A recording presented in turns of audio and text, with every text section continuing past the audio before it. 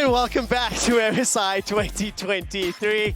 And take a breather. Okay. Take some ibuprofen. I think Mad Lions need to take a breather. They got more hype than we did, and we were jumping up and down. What an incredible game one to this best of 5 Mad Lions because they lost. They are on blue side once again.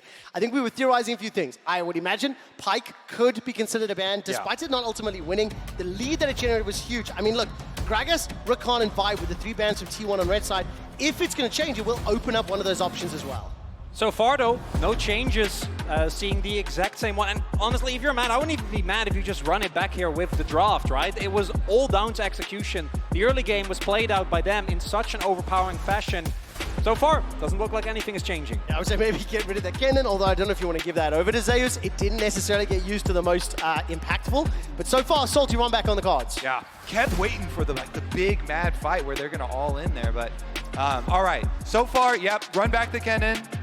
Happy to run back the Cassante. Zeus did get a solo kill on him, as well as have a lot of, stabilizing plays for T1. Played a really good front line for them. Guma, no questions about the Aphelios play, so they insta-run back that one. And so far, no big changes coming up here in the first part of the draft. And I think there's good reason for that from T1's side. T1 are saying, okay, you outplayed us a bunch in the early game. Your bottom lane plays, well done, Hillsang. You know, they're like, hats off to you. But they have the confidence that they just outplayed Mad Lions for the last 15 minutes straight of that game in teamfight after teamfight. And so they're confident to do it again. Mad Lions are thinking the flip of that, okay, we just have to not throw.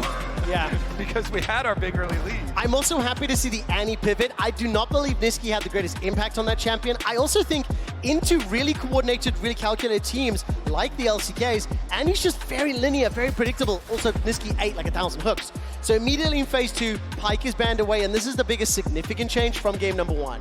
And one that I think really speaks to T1 also identifying that we got away with it in the last game. We will not be able to get away with it again. Pyke being taken away means that with the Xayah already there, Guma and Scaria should be feeling safe in the game number 1. And FLICKR, early game might not have been what they were looking for, but that team fight carrying that he did was incredible. These are like solo queue reactions where you're just banning out the thing that hooked you in the last game. Hillsang kept hooking T1. They're like, I'm never playing versus that again. Get that off me. Come on, just ban Thresh and every hook champion's gone, right? FLICKR kept landing hooks onto Mad Lions and ulting to start all their team fights set up for Guma. So Mad Lions doing the same thing, banning that out. Oh, and the Annie is still going to get taken away. Now there is of course still the potential that the Cassante will be flexed, so expected to see either the Viego is one that we talked about previously. This was something that T1 was hovering, more of a Gen G pick, but with the amount of attention that T1 have shown thus far towards Guma, Maokai makes complete sense. Extremely safe pick, is able to provide reliable frontline as well as engage. Okay, I'm expecting T1 to get some damage for FLICKR then, because if they did straight one-person carry, then it would be pretty difficult there. I mean, as good as Guma did play, but Maokai going to have significantly less damage, so we'll see what FLICKR with the counter pick wants to run into Niski here. Niski's going to have to show right now what's his blind into FLICKR. And looking at Hillsang, by the way, he's locked in that rel. 700 professional games for Hillsang. 20 of them, or rather correction, 18 of them have been on the rel. So it's definitely not something we see a significant amount from him. He does have a fairly high 60% win ratio. Lissandra will be that pick in the mid lane. You talked about the blind pick. And the last couple of seconds here for T1, we're going to find out what runs mid lane. We have seen a little bit more just on a mid in the past, and it's going to be locked in for the Karma there now. So Karma mid, Lulu bottom. That is a bit lower damage than I was going for, but it is super duper buff up Guma Yushi here. Are they going to flex it to have FLICKR with the Cassante mid matchup? Ooh, what do you prefer? I actually really liked the Karma in mid, because I think that Lissandra, if she doesn't get out of her lane, and if she's continuously shoved underneath the turret, which generally Karma will be able to, then impacting the map becomes a lot harder. But the same can be said for Kennen, right? Kennen can struggle in matchups where he's not able to really leverage a range advantage, where he can't reliably outpoke the opponent. So Really big pivot here from T1. And in game number 1, all eggs were in the basket of Gumayushi. And in game number 2, all eggs are in the... They found more eggs. They found more eggs, and they handed them to Guma. And Guma has not dropped an egg since he was handed any of them. I mean, they do tell you to not keep all your eggs in one basket, but when the basket is as firm and warm and lovely as Maokai Gama, really strong, why not keep them in the Guma basket? All right, no more eggs, no more basket talk, please. Okay. Are you putting your foot down? I will say, to me, the biggest change that I think is the best change that T1 have possibly made here is for sure banning the Pike, because Rel can make picks, and Hylissang is a great Rel, but it's just not the same surprise factor. It's so much more telegraphed when Rel is coming in for the crash down, for the ultimate combos there. So should be more easily reacted to by Guma. Well, we're going to find out as we load onto the Rift. If I can take a very brief moment to celebrate something, assuming no action breaks out. FLICKR, Playmaker, God King himself has reached his 200th international game. And right now, he's looking to make it 2-0 against the Mad Lions. And as I say that, the gift is given that owner concedes first blood to Mad. That's not my fault. The crash down is not telegraphed if you're in a bush and they walk up to your brush. Nice. Yeah. Surprise, a horse falls out of the sky onto your head, and they give the first blood money over to Carzzy because they have this luxury. Oh no, actually, the Ignite. Yeah, it went to no, the Ignite tick. Yes. Oh, they tried to give it over to him. Okay, Ignite tick does its work. And it kind of ties into what we saw in the previous early game. I think T1 really need to start taking less early game risks and just running around like the map belongs to them, because Mad are clearly saying, we do not stand for that. Well, we do not stand for that. Mad Lions getting a bit of deja vu. Starting the game off with an early kill onto a T1. This time it was in the jungle instead of the bottom lane. Give you a quick update, by the way. 50 kills in that previous game. It's the highest number of kills at MSI this year, obviously. It is also the 5th bloodiest game of any MSI ever. That is how action-packed it was. And it started off strong. Guma and Keria were stepping to trade a little bit. And you can see Alyoya, he spotted on that ward. Only 5th, Trevor? Only we can 5th. do better. We can do yes, better. Come on.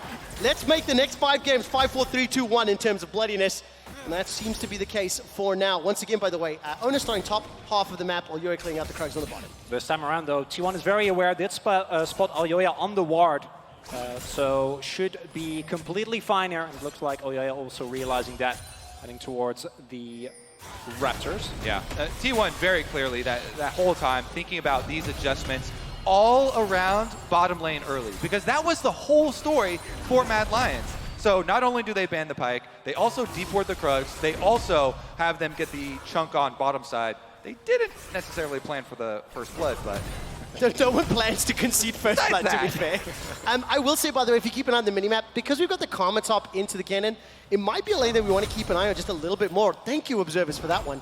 Also, because for Chasey, I think expectations here, especially for European fans here in London watching, that was Chasey's first defeat on cannon in his career. It was his 9th game played. This is now his 10th. Playing into the Karma, this is not something that we see a huge hell of a lot in the LEC, and we already see being bullied, being pushed forward those mantra queues. Tell you what, we also haven't seen a whole lot of it in the LCK Touché. for a really long time, right? And Zeus is a player that has struggled at times in high pressure situations, and this is now previously the Xante game, and in this one, he's going full support. For this man that was just on your screen a second ago there, Guma, as they're pushing in, they're having much better lane phase this time around, obviously, with all of the adjustments. Getting up to the tower pressure in their favor, actually, and Owner, since he started on that top side with the Maokai, easy, leisurely clear towards the bottom side, splits the Scuttle Crabs exactly how they want with Mad Lions, and Alyoya does get this one. Faker's going to be the target, but both junglers are here. All right, 2v2, glacial path forward, Ring of Frost rather, onto the little kitty cat. Pressure on the bottom lane, Carzzy's under threat, forced to flash for his life, and the flamethrower just out of range. FLICKR, tick, tick, tick. The shield's heaping him for alive for now. No flash for Niski. The sapling toss will go forward. That's a flash, Bramble toss smash. Ona gets one back, and now Niski's in a little bit of trouble. Starting to back away. He's low on mana, does not want that fight. And this is the other part of the puzzle last game for Mad. It wasn't just that bot lane was winning, it was that the mid lane 2v2 went extremely heavily in favor of Mad. This time around, T1 is able to get out ahead. And bear in mind, that was Hylissang that had first blood, still getting beaten up in that 2v2. T1 500 gold up, bottom lane winning, gank mid lane successful, and Zeus in the top lane keeping Chasey under the tower. Yeah, the only hiccup there for T1, I think Keria healed when he thought he had Ignite or something as Carzzy was flashing away. Regardless, it's still a big, good trade for them. And the CS difference is going to be massive, plus the recall timings here. Boots level 2, Berserker Greave rush for Guma, but mid lane dive, Hilly's here! Ferromancy crash down, ticking, it's Elyoya with the kill. Hylissang will get taken down though. And it's secured by FLICKR. Now Elyoya the target. Guma is ticking away. He's got the purple gun, got the root down, and got the backup of T1. Another kill to Guma. Yeah, the timing of that dive and the extra turret shot there. Guma's walking back from base off his reset with his upgraded Berserker Greaves and gets to be handed an extra kill. That is exactly what Mad Lions do not want. It's money traded here for, you know, a kill over to jungle in exchange for a kill onto the Aphelios is going to be rough. And here, crucially, in that early 2v2, right, we do see that Niski's able to bring Owner with him, which means that FLICKR in the 1v1s against Elyoya doesn't really have a large shot, but FLICKR stays alive. It was really good use of his Aftershock there. FLICKR, he tanks fully the Lee Sin, then as soon as the Aftershock falls off, he flashes out and jumps to the top side. FLICKR fully tanked up to like 10% of his life right there. Well, FLICKR's gonna not be able to do that just yet. Glacial Path this time round, ticking. He gets away! Elyoya and Niski, they fumble it. They don't get that last hit. And that is the second mid lane gank that isn't working out. And the previous one, what I wanted to highlight in that replay as well before we went back to live, Owner being there to me is a sign that T1 is also catching on to what Mad did so well in game number 1, which was snowball, snowball, snowball, continuous aggression. Anyone with a low health bar around the turret is going to get taken down. And Owner, even though he was a little bit behind the play, you see T1 was still expecting it. And T1 right now got that lead, crucially 15 CS plus a kill to Guma in the bottom lane. And that's Protect the President comp, Raise the Puppy, whatever you want to call it. Guma has started off incredibly well, already got a plate. Nearly securing his second plate. Hilly trying to threaten with that Hex Splash. And look, red, white, Guma wants to fight. There's backup as well, because look, 2 members of T1 in the river, they're going to get an early dragon. Yeah, overall, gold leads are talked about a lot in League of Legends, but concentration of gold is incredibly important, and especially when you have a comp like this that is so hyper-focused in one direction. Owner going to be able to pick up the dragon also. Wards here protecting both entrances. They easily pick that one up off of the bottom lane push. And Chronicler, I get nervous when I look at Mad Lions this game because already they're behind in dragons and gold and kills.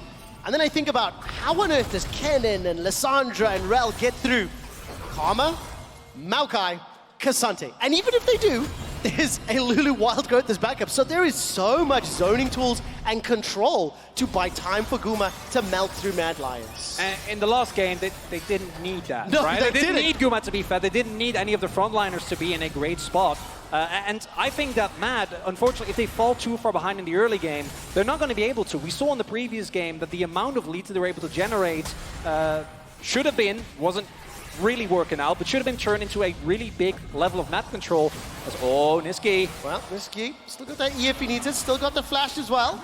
We'll be able to get over the wall. Takes a little bit more of a trade, but yeah, again, Owner just kind of shadowing this middle lane, always around whenever any threat is up.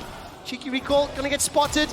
Got the ultimate available. Why are you recalling there? Why are you in the bush?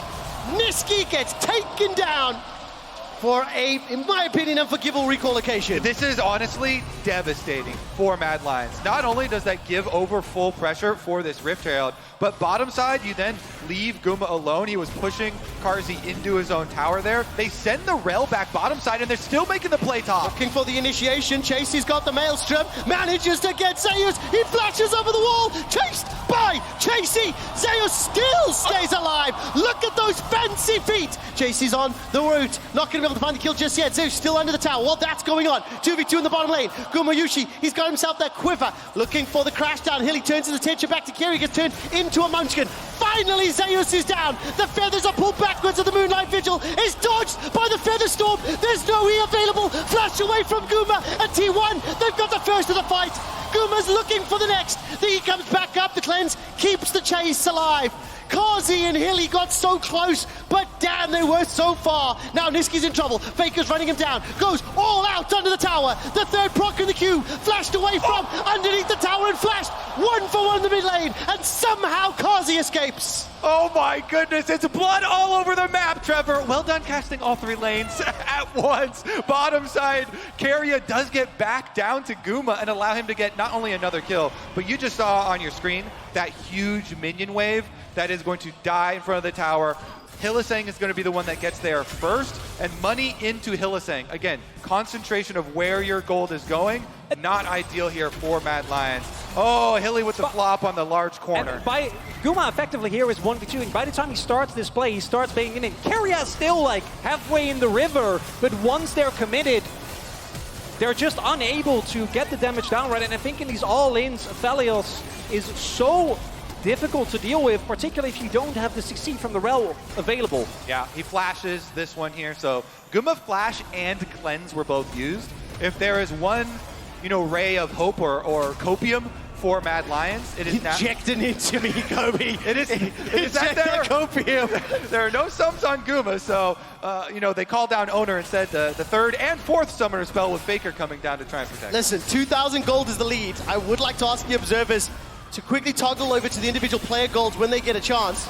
Nature's Gasp is thrown out. That 2,000 gold, 1,500 of that lead is with Guma.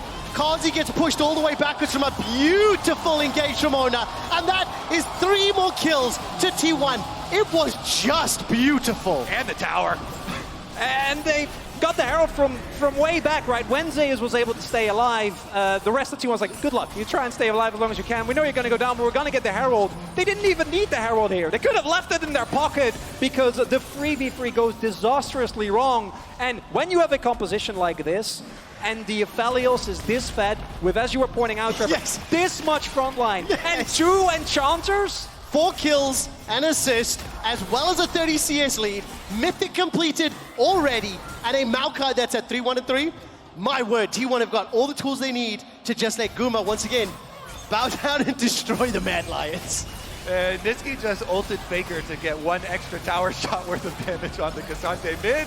And gave him the hats off. But here's what we were saying, there's no summoner spells on Guma. That's why, Mad Lions have that, the hopium or copium, whatever you want to call it, of trying to make a play on him. But with the Maokai there to peel for him, the peeling is too easy for T1. Owner and Keria keep him safe, and he takes him down. There was a lady in the crowd earlier that said she's waited 10 years to see FLICKR pick LeBlanc for me. I hope Cassante will do it quite as flashy to everyone else that's come here to Copperbox in London. Thank you for joining us. Right now, T1 are in a significant advantage. 2-level lead here for Zeus over Hilly. The tower is under a little bit of pressure in a 1v2, but there is pretty significant wave flow once those minions do group up. Hilly steps in, look at the minimap, and again, congregation of T1 around that middle lane in Niski. It's also Abyssal Mask karma, right? Like in the previous game, we saw it on FLICKR. He, on the Nautilus, got a lot of value of it. And even though the Catalyst was nerfed on this patch, we still see the value of it, particularly when you're a pick like the Karma that loves staying in lane for a long time, keeping your opponent under pressure. And it also means in situations like this, you're not going to be able to dive in. Yeah, I mean, the Abyssal Mask and the Evan Shroud last time too, they're getting these little things to amp all the other little sources of damage. Little source of damage? Yeah. Who might you be referring to, Kobe? Kobe, let's talk a little bit about how Mad Lions do find their way back into this game. They've lost a tower, they're significantly behind. We already know it's going to be hard for them on the offensive to get to Guma. But how on earth do they claw this back? Yeah, see, that's the thing, though. That's the thing that was missing in the last game. Mad Lions, they stalled out, and they should have been setting up those more aggressive plays with the flashes and big playmakers that they do have on the team. This time around, Niski's on the Lissandra to boot, so they've got even more to go for those really big setups. If Chasey has flash and Niski spellbooks over to his flash, like that should be a guaranteed engage dive onto them. especially with Rel follow-up here, that CC will last a very long time. Problem is you're so far behind so early on, the protection is really difficult to get through, and even the setup of the vision, which is your first setup to try and get those angles. Well, FLICKR's going to start a fight here. Teleports it in. Down a level, Hilly's stepping forward. Not a lot of support here from T1. The interrupt on the crash down allows FLICKR to escape. That was just beautifully executed. Yeah, unable to get anything done, even with FLICKR teleporting in and Hila being there, no opportunity. Yeah, I think the plan is very simple. It's kill Guma. It's not easy. Exactly. Concentrated goal there, Kobe. Yeah. Visualized exquisitely. Plus 2,000. Chasey forced to flash defensively once more. A Kennen running away with flash is nothing you ever want to see. But Zeus is the target. Nature's Grasp is rattling across the Mad Lions. Zeus still stays alive. That shield from the E is huge. All out will send Kazi packing. The feathers come back, but nobody is dead from T1. Nobody goes down. They get 2 kills and the Mad Lions are routed once more. They threw everything onto tank Karma. That's not the target. And then FLICKR comes in, he Cassante ults Carzzy out of the fight too, so they don't have their main damage source there. T1, that was a really nice little split there. They turn it around on the Mad Lions. They use that engage against them and are able to get an extra one. Beautiful, beautiful team fight once again from T1. They've got themselves 2 dragons, they've got 11 kills, they've got a significant lead, and right now they are outclassing Mad Lions in every skirmish with or without the advantages. And you know what's super devastating about that fight? Yeah, T1 got an extra kill, right? Okay, well, we got Kennen. They also got the big flashes that Mad Lions are really relying on. Niski is going to have to now be the one because he has the flash on Lissandra, but Guma still has his flash, has his cleanse, and he's got his teammates. And even if Guma is out of position, as long as he has flash and the cleanse, you're basically always playing one fight behind, right? You need to force those summoners, which in of itself I think is a big task, but then you need to be able to then get away from the fight because if he flashes and cleanses, you're probably not going to be able to win it, and then find another one of those angles. So for Mad Lions, they really are against the wall, and I think it's going to require T1 leaving Guma alone or getting completely off guard by a Kennen, by a Rel, or by a Lissandra getting that backline access. And I don't yet have confidence that Mad Lions can pull that off. We've seen 2 games already today where Chasey and Mad Lions have not necessarily been able to find those flanks, specifically on the Kennen. I think this game has kind of run away from them in terms of their ability to come back. So now it's, you're hoping for a mistake, you're hoping for a misstep. What we've seen from T1, what we expect from T1 in terms of their season, in terms of the last 2 years, the likelihood is incredibly low.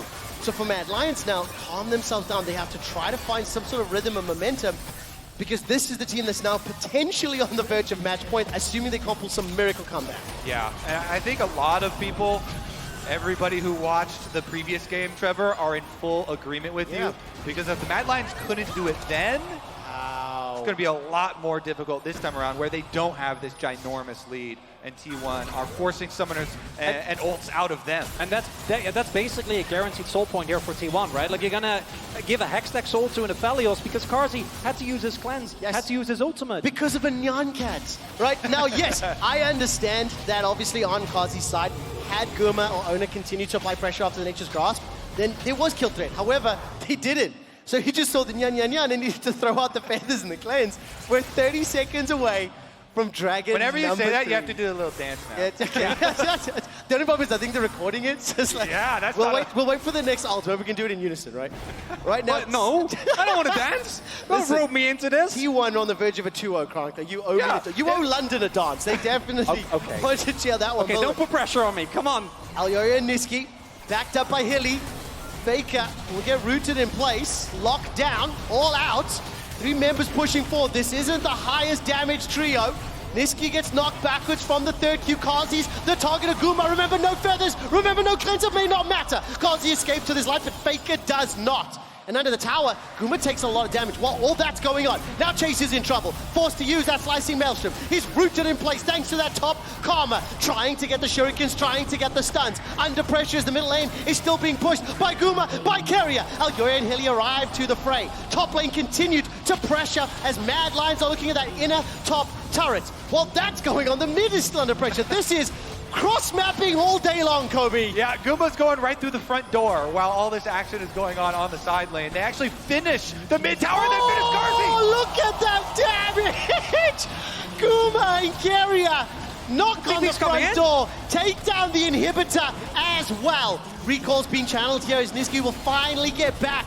The bottom inhibitor turret is now the next focus. FLICKR has been able to TP in after being taken down. That gold lead is growing even larger. Before 20 minutes, the base is blown wide open. And just like G2 yesterday, Mad Lions today dropping game 2 in dominant fashion to the LCK opponents. Paul, I like that was reverse. I got it backwards. That you take control. I got there. it backwards. Yeah, you take ownership though. Dominant dropping of the game. They choked They it. threw that sucker on the ground. I would never go to FLICKR. You know me, but I'm glad you did. Can I tell you, it is so fun to be casting with you guys again. I am having a blast despite the fact that T1 is smashing, man. They certainly threw that game 1 on the ground. And this one here, all right, Dragon number 3, as you mentioned, T1 going to collect what is theirs. And yeah, Matt, I think you have to back off here. At this point, it's either a very deep teleport flank coming in from either Chasey or Nisqy when a bot lane inhibitor is being pushed. We've seen over the years, even in this tournament, a lot of bot lane inhibitors leading to death and destruction. Or it is going to require a stand at the Nexus turret as FLICKR. Nisqy took the gate. Will be able to escape. That Ring of Frost did a lot of work, but as I saw a member of Mad flying through that portal, Mad Lions starting group up. They feel the threat of a potential Baron. Remember, super minions into that middle lane. Not going to be the greatest at really setting up for Baron, but not only with the gold lead and with the pressure it's going to apply, it also will allow them to set up for the Soul, which is 4 minutes away. So T1 have just got a plethora of options on how they wish to taxi their way to the Nexus. Yeah, I mean, their options are so plentiful that we literally just watched the last 2 minutes was FLICKR deciding to go 1v3 kind of int and just take up 3 people's time, and T1 came away with an inhibitor kill. Hylissang is caught out. Magnet Storm is dropped and he's left to the Wolves, as it were. T1 get themselves an easy kill on the back of that Nature's Grasp. And now in a 5 versus 4, they peel back to Baron. Actually 5 versus 3, because Kazi's dealing with the supers. The Maokai ult, the most disappointing way to get caught. The slow death coming towards you. All right, Elyoya, he's got the hopes. T1 stole a Baron last time around. Can Elyoya replicate? 3,000 hit points. Going low. Nisqy's coming as well. Chasey's coming as well. 2,500. Sonic Wave connects. Hold your breath. Ladies and gentlemen, everybody else. Polymorph going to be enough to interrupt, and the Baron is just beautifully secured. Chasey is done thumper for any Maelstrom can be channeled. A teleport to the inner top lane turret, and Zeus is there leading the charge for T1. It is just exquisite control. And sometimes T1 Baron setups scare the fans to death. This time around, really cleanly done. Keep it at a safe health total. Then Keria goes in with the heal, gets the polymorph. They burst it down. No steal option available. Yeah, I think the honorable thing from T1 there would be to flip give it. Yeah, that's going to be fair. Mad Lions flipped it for you. He'd give you a smite fight. It would have been it, because I will say, as a fan of both League of Legends and Mad Lions, that Baron did not give me that same level of, oh, this is scary, as the game 1 did, where, of course, Ono was able to jump in. But look, this Red Bull Baron power play already a plus 3k. They already had supers in the middle lane, that inhibitor overview spawning in a minute and a half. The top lane has just been taken out, and at 22 minutes, with Baron, this gigantic gold lead, we're 2 minutes away from Soul, so my instinct is telling me, get the Soul, and then push for the final hits on the Nexus. Might end up doing that. Considering it's T1, I wouldn't even be surprised if they just ran it with 5 people towards the mid lane and try to end the game before they end up taking the Dragon. The Dragon is kind of the be-all, end-all, right? Like, Hextech Soul provides so much utility, particularly when you have a pick like the Athelios. And right now for Mad, I'm not seeing a lot of options here, unfortunately, as only one inhibitor, not even with a turret left standing. Bear in mind, Guma and Keria have not died a single time this game. 7-0-3, 0-0-11. They have been the proactive team. They have been the ones starting the fight nearly, 75, 80% kill participation. It has been about them. Protect the President has worked beautifully. Gentlemen, whenever there is a draft run back, you have to decide which is the team that did the salty run back and who was just right. What team is salty? Kobe. Oh, here we go. We got a chase in the Hextech. Elyoya's been chased by FLICKR. Down the bottom lane, here comes Chasey from behind. Slasting Maelstrom can finally get some targets. Nature's Grasp will at least hold them in place. I don't think that Maelstrom's been enough. Zeus is low, but where is Guma? So far untouched, so far undamaged, so far unkillable. T1 put together 3-4 quick kills and ace Mad Lions inside their base within Baron buff. T1 dominate game 2. And T1 are 1 win away from a rematch with Gen G in the upper brackets. What a dominant performance as Mad Lions were crushed from that bottom lane. So in summary, T1 were right, Mad Lions were salty. Oh, with so the run back. Aphelios is being banned? That's going to be my guess? Aphelios is indeed a problem. T1, massive stuff this time around. So much more clean. And we didn't get to talk about it that much, but I really want to talk a little bit about Owner, because I think his defensive play was the big difference maker between the previous game, because even though his Kha'Zix was big and the catches that he got were a big part of what allowed T1 to stay in the game, but on his Maokai, every time that there was an attempt from Mad Lions to snowball the early game like they did, he was always there. And when Maokai is able to get a lead on a game with his ultimate, with his saplings, it's so hard to come back. And I think in game 1, Alioya really had a significant impact on the early game. Ganking bottom lane, working with Kazi and Hylissang to accelerate that lead. The reply wants the drop change just a little bit, as you mentioned, Owner at the top, but I do in the middle lane rather. But I do think the 2 key areas for me, Chasey, I just don't think has found an impact. I want to see more from him and the team. Secondarily, Kazi is just simply not matching up to what Guma's doing. So we'll have to find out what Mad Lions do. I hear the analyst desk is ready to break down that game number 2. A dominant win from T1. Yes, we are. Thank you so much, Trevor. Indeed, a masterclass. Hi, you guys look great, so this is fine. A masterclass coming out of T1, and as we take a look at the draft, I'd like to present a twofold question to my analyst, maybe to Azil first. So first up, what do you think about Mad's idea being, we'll try and get that same pressure on, knowing that they'll have more ideas to counter it, and what do you think about T1's responses, and which ones of those do you think were most effective? I mean, definitely what T1 did obviously ended up being most effective. I don't hate running it back from Mad because it's such an incredible early game, right, in the previous game. If they can create that sort of an advantage, I think they would feel confident that they would be able to close it out, right? So that is really what they're trying to do, but I just love the flex picks that are coming through for T1. I think moving the Karma up towards top is just so smart. Such a good neutralizing pick that is going to have more value than the Kennen in a lot of these team fights because the Mantra shields are going to be so powerful in those situations. And we saw even there was multiple times where Matt is trying to actually catch him out, but it's a tank Karma. He's not really going to get burst down. Yeah, I thought this was really smart, saving the Cassante, knowing that they could flex it. And then additionally, the big thing that we've talked about, or maybe we haven't talked about as much, but Aphelios is still going over to Guma. They're playing around him. The Karma pick goes into that as well because he's going to have shields and heals from Karma and Lulu, so he remains untouched throughout.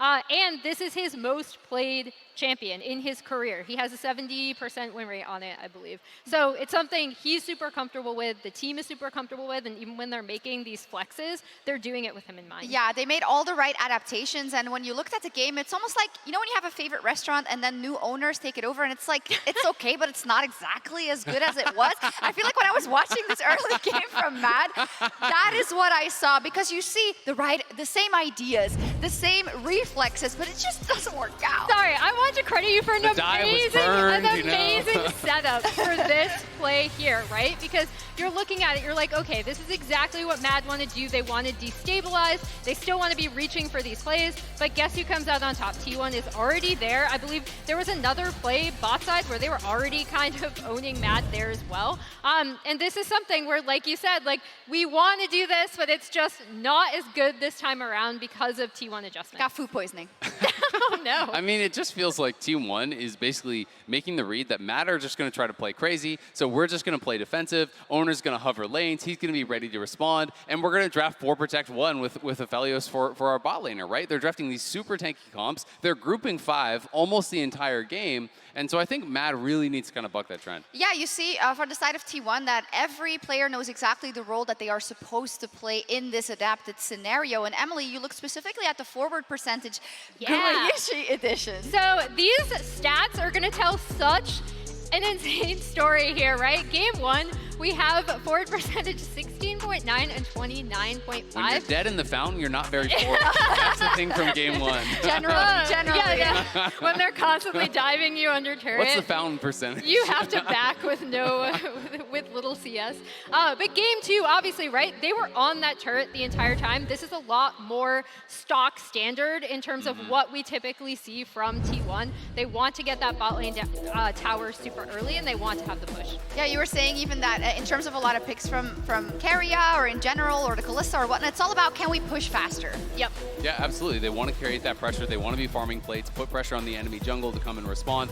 And this was one where, you know, at this point in the game, it just started feeling like Mad was really getting antsy, and they were starting to overforce on these plays. They're starting to feel like the series, the game is falling away from them, because they had Owner on vision when they're looking for that engage. They know Owner has ult, they know that he's there, but they're trying to force it anyway. And you can't have those kind of desperate plays against T1, those plays that aren't really properly set up, because T1, as I said, in this game, we're just ready to answer everything. Owner's job was very clearly hover the lanes, protect them, and win in these 2v2s, win in these 3v3s. Yeah, I love that you keep talking, but the camera is on FLICKR right now, which is really important. But we've got, yay. The return. Double Lulu. Yeah, actually, yeah. So we got like 2, yes, we want to see you also, Emily, I think. Oh, okay. We got this one, then we have the Rel, and I wanted to put like, it's like a question mark, Yeah. probably. Maybe like cross that Yeah, off the okay, list. yeah. Maybe it'll a be sad like, face, you know? Yeah. Okay, so I mean, maybe we use this to look at adaptations that Mad can make. What is it going to have to be, and where does it start in the support Well, pool? honestly, I think Hilly needs to keep playing Engage. I think that is just his style. That is where he really excels. I mean, maybe not the Rel. Rakan is getting banned out, but I don't mind him playing that hard Engage. What I would actually like to see, if Mad are going to allow them to pick Aphelios and stuff anyway, I actually want to see Chasey playing something that can play side lanes. Look towards something like a Gwen. Look towards something like a Fiora. Play side lanes, because, as I said, T1 are playing 4 Protect 1. Both these games, they're playing double frontline. They're playing enchanters. They're playing all for 5v5, grouping up the whole game. And if you take something like a tank Karma and you force him to actually answer a side lane Gwen the whole game, Gwen can get to a point where you can actually take over the game. Okay, I like that. A clean directive for Mad, and they're going to need a lot of it. They are the reverse sweep kings back. They did it against there you BDS. go. BDS, Yeah, T1. BDS, What's T1, the difference? same difference. But anyways, it's T1 that take game 2 in dominating fashion. They're only 1 win away from an LCK Spring Finals rematch with Genji. We'll be right back with game 3.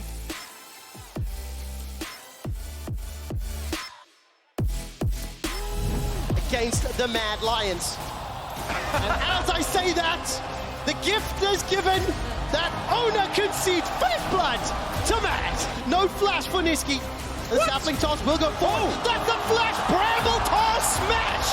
Owner gets one back, all out under the tower. The 3rd proc in the queue, flashed away from underneath the tower and flashed. 1-for-1 in the mid lane. Oh, you didn't With the flash. But where is Guma? So far untouched, so far undamaged, so far unkillable. You have to do a little dance now. The only problem is I think they're recording it. So it's like, Yeah, that's we'll not wait for the next ult where we can do it in unison, right? Right now. What? No, I don't want to dance. Don't rope me into this.